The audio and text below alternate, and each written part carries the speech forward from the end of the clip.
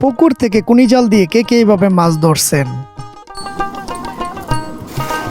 কুনি জাল দিয়ে মাছ ধরা ছিল আমাদের গ্রাম বাংলার একটা ঐতিহ্য, যেটা এখন আজ প্রায় বিলুপ্তর দিকে। কিন্তু আমাদের এখনো গ্রাম বাংলায় এই ধরনের কুনি জাল দিয়ে পুকুর থেকে এইভাবে মাছ ধরে। আর দেখেন সাথে কিন্তু ঠেলা জালও আছে, আর এই ঠেলা জাল দিয়েও কিন্তু অনেক সুন্দরভাবে পুকুর থেকে মাছ ধরা যায়। তারপরে হাত দিয়ে কিন্তু লুকিয়ে লুকিয়েও মাছ ধরা যায়, এবং মাছ ধরার যে দৃশ্যটা সেটা কিন্তু অসাধারণ, যেটা গ্রাম বাংলায় এখন চোখে পড়ে।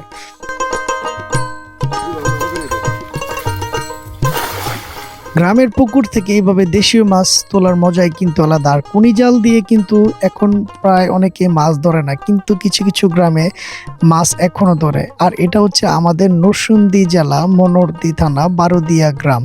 আর দেখেন মাছগুলা কত সুন্দর, এখানে দেশি প্রজাতির সব ধরনের মাছ ছিল। এখানে রুই থেকে শুরু করে তারপর হচ্ছে পুঁটি মাছ সবকিছুই ছিল। আর এই কুনি জাল দিয়ে দেখেন এইভাবে সুন্দর করে টেনে টেনে মাছ ধরার দৃশ্যটাই কিন্তু অসাধারণ। আর দেখেন এখানে শাকার ফিশও কিন্তু ছিল। শাকার ফিশ কিন্তু একটা বিষাক্ত মাছ। যাই হোক, আমাদের নরসিংদী জেলা মনোহরদী থানায় বারোদিয়া গ্রামে এখনো কৃষকরা, তারপর মাছপ্রেমীরা এইভাবে সুন্দর করে কুনি জাল দিয়ে মাছ ধরে, যেটার দৃশ্যটা দেখলে মনটা জুড়িয়ে যায়।